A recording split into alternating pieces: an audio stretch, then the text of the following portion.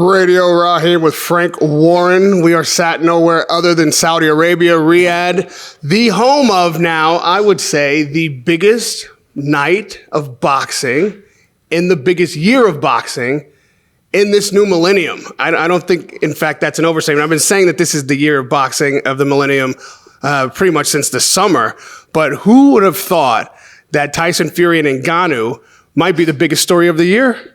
Well, it is the biggest story of the year.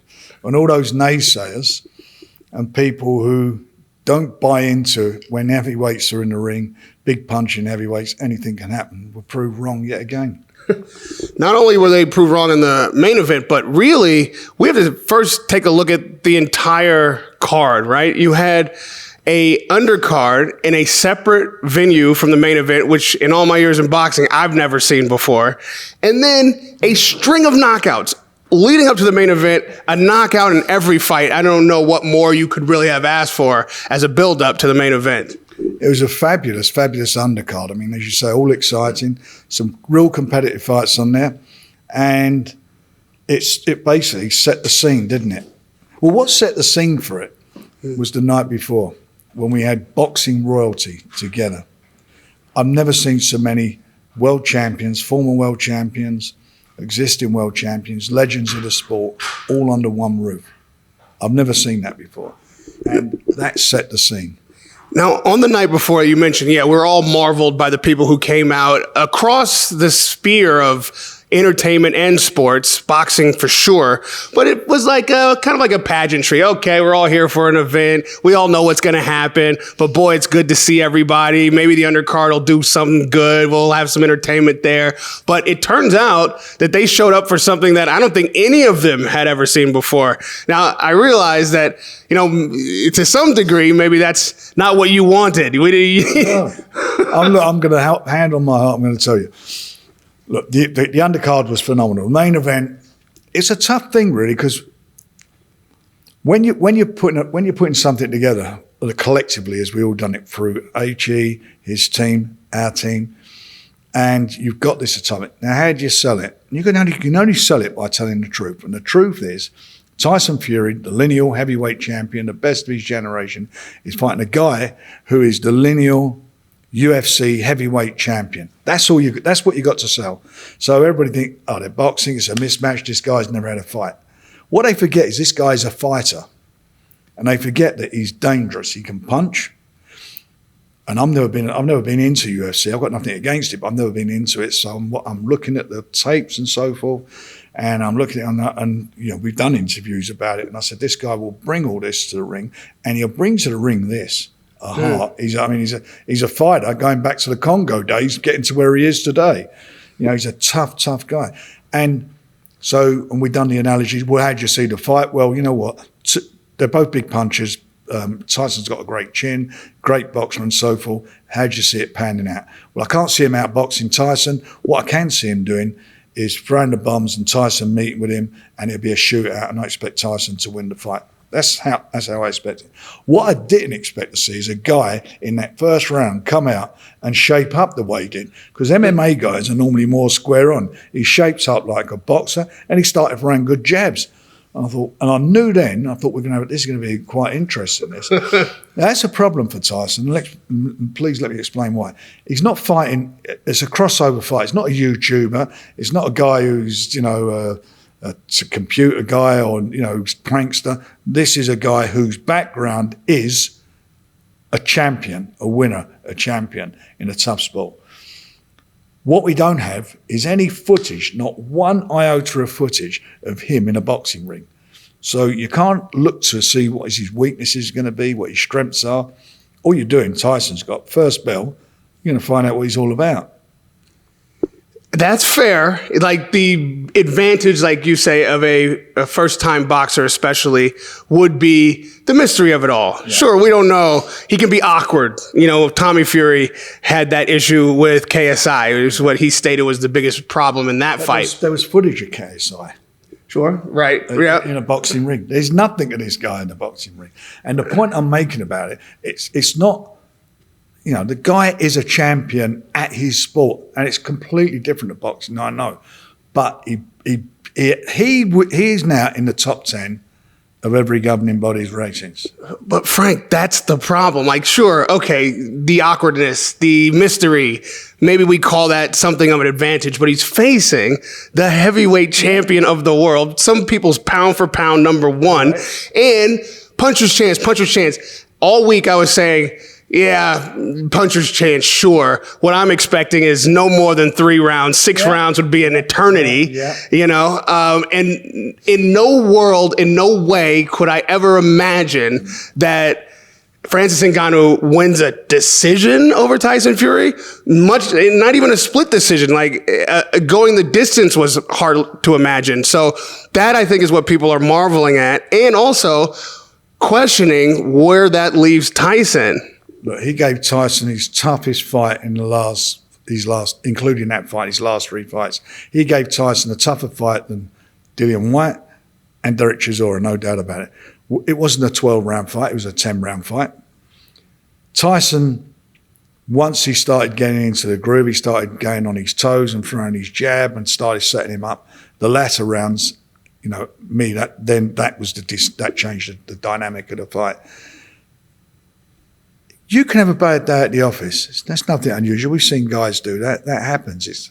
And I'm telling you now, in my experience, and I've got a bit of experience, the lacking thing of all this was, how'd you prepare for somebody like this? I don't care what anyone says. That is a problem. And he had a lot of desire, and he had skills. He did show some good boxing skill. No doubt about it. And I knew that the only way he could win was to put Tyson out of his stride, was to, you know, back him up. And he was coming at him and he was pushing him and so forth, and he clipped him in the 3rd round. Tyson got up. But he is a massive puncher. But where he went from having a puncher's chance was that he had some boxing ability, and he showed that in boxing ability in the ring. And I can think of a few guys that he would beat today, there's no doubt about it. He's come out there with a lot of kudos because he went in there, according to all the press and everybody, with nothing to lose. Tyson was the guy who had everything to lose. Makes you look bad, and people say, and you've made the comment, which you're entitled to, you make the comment what you make. But I know Tyson, he'd go away, he'd get back into training camp, he's going to fight Usyk, be a totally different fight. You know why? Because we know what Usyk brings to the table. But now we know what Francis brings to the table. So if you was fighting Francis again, there'd be a different fight altogether. When I interview elite fighters, they often don't get credit for beating other class fighters because they make it look easy. Yeah. And they'll tell you, well, it looks easy because I'm that good. So I make a very good fighter look bad because I'm that good. Is Francis Ngannou that good? Or on the night, was Tyson that bad? Well, you're going to find out when he fights Usyk. Well, your styles make fights, all the cliches I can come up with. It's not the same fight. On other people's lists, up until Usyk fought against Daniel Dubois, he was number 1 on everybody's list. Boxing News had him down as their best heavyweight and best thing. So everyone's got an opinion. Some people, a lot of people in this sport though, have opinions, but they don't have informed opinions, which they're entitled to, but they don't have them. I look at the sport. I've been doing it a long time, and of course you get it. I mean, we must get it right most of the time, because otherwise we wouldn't be in the position we're in as promoters. But occasionally it goes wrong, and occasionally you get in a situation where somebody pulls something out of the bag, and there's an unknown quantity, and that's what this was. And Francis Ngannou's come out of this as well. Is it those questions you ask? You only find out that when he fights another fighter, and you only find out about that when Tyson fights Usyk. When you mentioned the Dubois-Usyk fighter, Usyk-Dubois, Tyson couldn't wait to get on social media and be like, Usyk lost that fight, he called them all, sack of this and that. Yeah. If this had happened to any other fighter, I'm sure Tyson would be on there like, you lost your daughter. Look, the bottom line of all of it is, you give it out, you got to take it. He knows that. I know that. That's life. But what do you say to people who have Ngannou winning the fight? I mean, I'm seeing... He didn't win the fight. I mean, it's like, I say that Daniel Dubois won the fight. It wasn't a low blow. But the fact of the matter is, officially, and whatever I want to say about it, he didn't. And this fight, Tyson won this fight. I mean, even Mike Tyson, so I understand, who was with him, said that Tyson won the fight. Is that correct? I didn't hear that, but I take your word at it. I've seen it somewhere. I hope if I got it wrong, I got it wrong. But I believe that's what was said. And that's it. He won the fight. I mean, he won the fight. Come on. You mentioned Usyk, which of course we still and always wanted, the undisputed title fight. Is December 23rd. I mean, I saw the nick on Tyson's forehead. He's got the black eye. Not the best performance. It's not just about that. Look, he constantly trains because of his mental health. That helps him. Secondly, he may turn around tomorrow and say, I'm doing this fight on the 23rd. He may do that. But, this is the facts of life. He's been in the training camp. Fights are going to happen, not happen. Nothing to do with us as a promoter, down to the opponent. He's now been in camp for 12 weeks, tough camp, training for the uncertainty. It's like going to the Olympic Games. You don't train specifically to fight a fighter. You get pulled out of a hat who you're fighting, and then it's a knockout situation. But that's what happens. So this particular one, it's a professional fight. It's not for 3 rounds. In this case, it was for 10 rounds. So that's what you're preparing for. So he's had a hard 12 weeks camp. And I know it's been a hard 12 weeks camp, plus a lot of other things going on outside the ring, promoting his series and so forth. He needs to heal. I was talking to him in the dressing room. He game as anything, Tyson. He'll go and fight tomorrow. That's the type of guy he is. But I said to him, why don't you just go home, rest up for a little while, then get back into camp. And you can't have a 6-week training camp to fight Usyk. I wouldn't let him do that. That ain't going to happen. And what he needs to do is to have a proper camp. So hopefully, as this 23rd, at this moment of time, is not looking it's going to be on the 23rd, look to get it on very, very early next year. It's signed, so it will happen.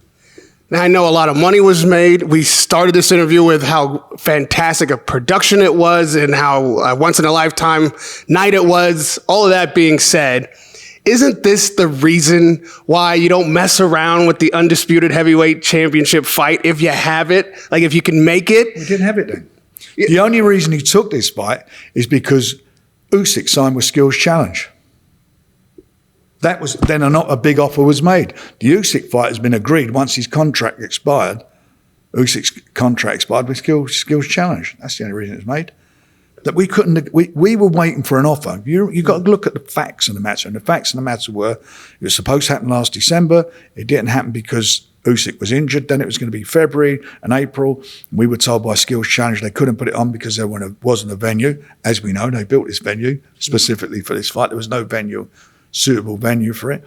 Then we were going to do it in London. They came here, we agreed to terms, and then they had an about term because Skill Challenge came in and said, what you're fighting him in London for this amount of money, where you can get 3 times this amount of money coming to Saudi, and we'll do it in December, but they couldn't deliver. And Tyson the fight was made because he had to stay active. It was a big offer. I mean, opening up this season at Riyadh was a big moment for boxing, for us, and certainly for Tyson. As I keep saying, it's a game changer. Now you see what they did yesterday. You see, what was all put together by the whole team, led by His Excellency. So we all know where we are with that. So the next, after that, then he become available, Usyk. So straight away the deal was done. We've done the deal. Benefit of hindsight, if we hadn't signed for Usyk, hadn't signed for the fight with Ngannou, the Usyk fight would probably be taking place a long time down the road. And that's a fact of life. So it is done, it's signed. Anything can happen in boxing. I'll keep saying 2 big guys in there letting their bombs go. Anything can happen. And anything happened on last night. Anything can happen. Since we're talking contracts, since it's not happening on the 23rd unless Tyson just absolutely insists, which just speculating, I don't think he would. Does Usyk have the freedom to... No fights. Their next 2 fights is against each other. No matter... the 23rd is not changing. Those 2 guys, the next time they get in the ring will be against each other. Lastly on this point... Ngannou we cannot deny, had an incredible performance. Again, some people think he won. Some people have a draw. Some people, okay, Tyson won it. But, I mean, a first-time boxer, that's crazy. Does Ngannou not have, at least a right to call for a rematch, even if it's 3 fights down the line? I mean, it's almost like Tyson's got to beat this guy. I'm not denying. I've said he'd come out of this with a lot of kudos. He's come out of it. He's put himself, he's in the top 10. That's what he's done. WBC, I understand, have ranking him in the top 10 next time. And why wouldn't you? He's just gone the distance with their world champion. So at the end of the day, no one is denying that. And what you're saying now, I can understand it. And if I was in their camp, I'd be saying, yeah, let's do the rematch. But hang on a minute. Everybody's driving us mad about Usyk. What are we going to do now then? We've got Usyk. Let him get the Usyk fight on, and then we'll discuss afterwards what we're going to do. I don't know what the situation is for Ngannou. Does he have a boxing promoter? Or when I leave here, is he going to come for lunch? We will see. We'll see what he's going to do. Look, I'll take my hat off to him. I'm a realist. I know what I sat there. I know what I watched. I know what I see, and I know what version of Tyson I was in that ring, and he did well against that version of Tyson. Tyson won the fight. He done well against him, and he deserves his seat at the table now. And he will certainly get involved in some big fights now. There's no doubt about that. Yeah, I heard this guy Zhang doesn't really have an opponent just yet. What? So there you go, matchmaking it. What a great fight, though. What a great fight that would be. Would that be a good fight? It's a good idea, that. All right. That would be something. You should get a matchmaker. You know what? I think I know a guy. That would be a very good fight. Yeah, I like that. All right. And so, so lastly, now that we know what the next 2 fights for both Usyk and Fury will be, and if it's not December, is it, first of all, still Saudi? Because we only have so many months of this type of weather here. It's not the weather. We're indoors. Oh. It's got air conditioning in there. You did go in that building last night. Yeah, I did, but I've been here when. But that wasn't in that building, was it? That building was constructed and built in 90 days from flat earth. Built. I mean, not just the building, the infrastructure as well, the roads, all the services, all done in 90 days. These people are serious players. And not only are they players, they deliver. We're going to do this. This is how it is. You make sure you're here. They deliver. And we're going to see lots of fights here. And that fight, the particular fight you're going to see, will happen. It will have to happen before the end of the Riyadh season, which is the 22nd of March next year. It will happen. Do you feel now that Queensberry and Top Rank are really the premier promoters here? It's going through a few hands. Other promoters have worked in Saudi, but again, this is by far the biggest production we've seen, the biggest night they've had. This is the biggest night I've seen anywhere, and all around the world. And I've been involved in some big fights. I mean, I'm talking about the production value of this, and I'm talking about as an event. As an event, it was a spectacular event. The opening ceremony, with the music, the dancing, and the rapping and so forth. That was all about the opening of the season, because the fight was the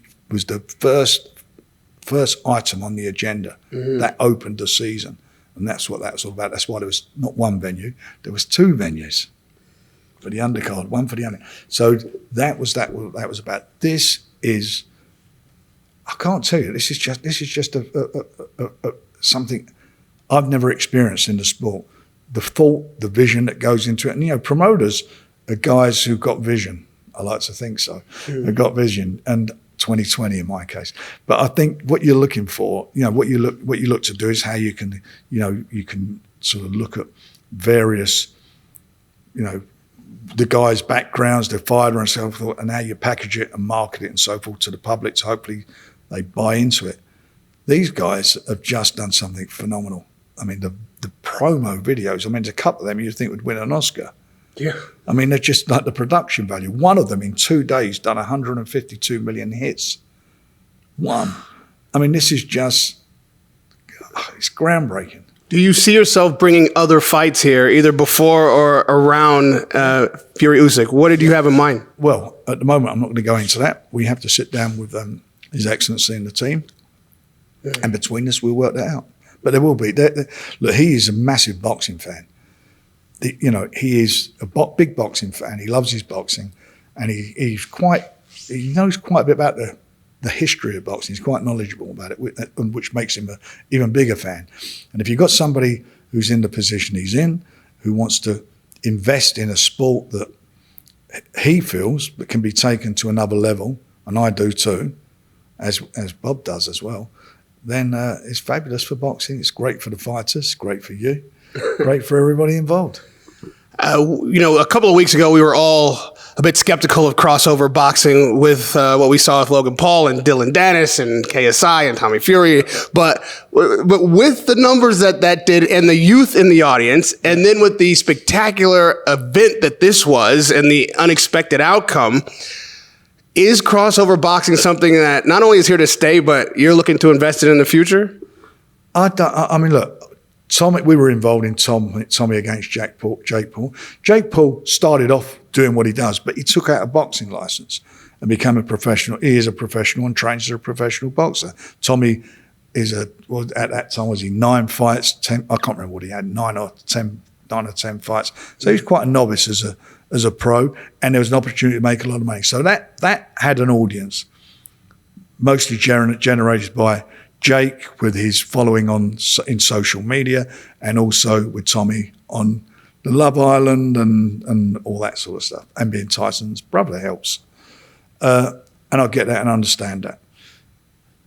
KSI, Tommy is pretty much the same thing. But the audience that gets there and sits there from 7 o'clock in the evening and doesn't move until the end of it all are a very young audience. I don't believe they're what I would say our type of audience, genuine boxers. We want a younger audience, there's no doubt about that. And there are things, we always say, can you learn from things? Well, we just done a show. Mm-hmm. We've done a crossover show. But it's a crossover show with the best fighting the best, not a pissing contest, that, I've got more social followers than you, and my show's better than your show, so let's get in the ring and have the equivalent of a white collar fight. This is sport at its highest level, because at UFC he is the undefeated champion, or was undefeated champion, and so Tyson is what he is. So at that level it was what it was. There was an unknown in it. There was the usual cynical bullshit that comes down from people, anything attracted to boxing. Oh, this is rubbish, this is going to go one round, it goes the distance, he won the fight. No one says, you know what, that was a good fight, I got value for my money, because it was a good fight. Mm-hmm. You was on the edge of your seats thinking to yourself, God, what's going on here? This is not the script I thought it was going to be. But you sat on the edge of the seat and you watched it, and that was something that was correct. And I've got to be honest, by the way, I didn't expect that. I expected Tyson to win. I thought it'd be, and I did think whilst it lasts, like I said that, it will be tough while it lasted, because the guy's a competitor. Mm. He's a tough competitor. He's a tough guy. He's not there to make up the numbers. He's not there, with no knowledge or background of fighting.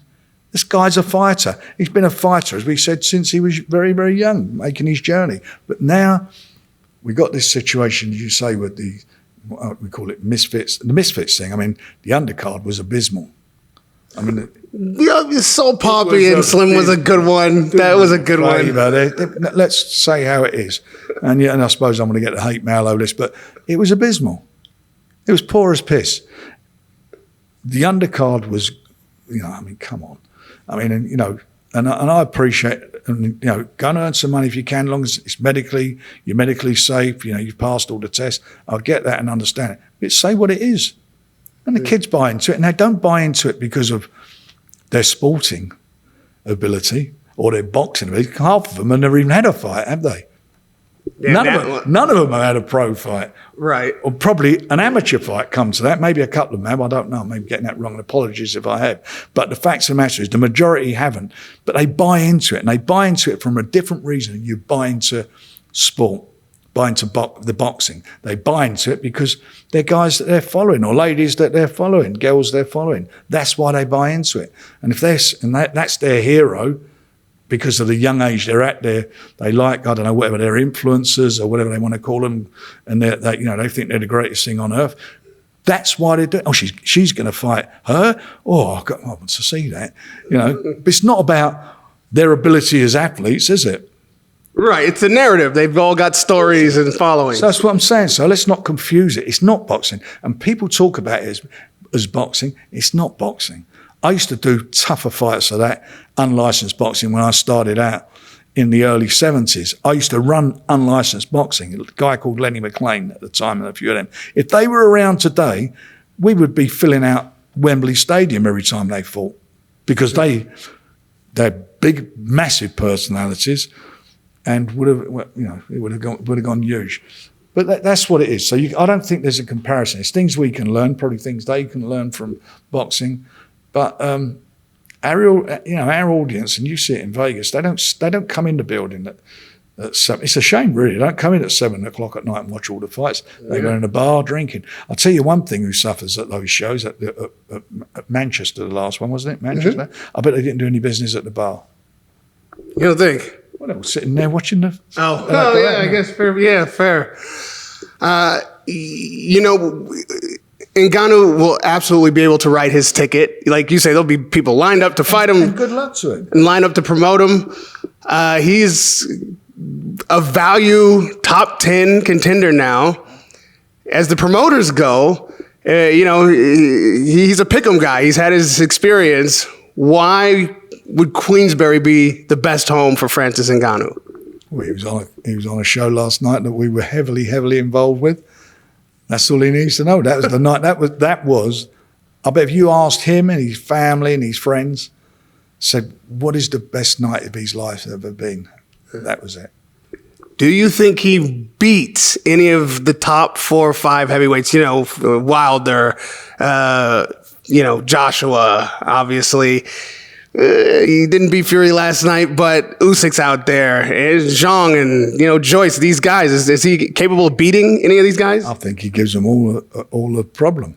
I do, and if he catches any of them, who knows? Because he can bang. Well, I'll say one of the best fighters I know is sitting right next to me. I don't know anybody else that the stories and the conversations we've had that's got more spirit and more heart. And I really appreciate you always making room for me and your promotions. Another great night here in Saudi. Another great night on Queensberry. Radio Rahim with Frank Warren.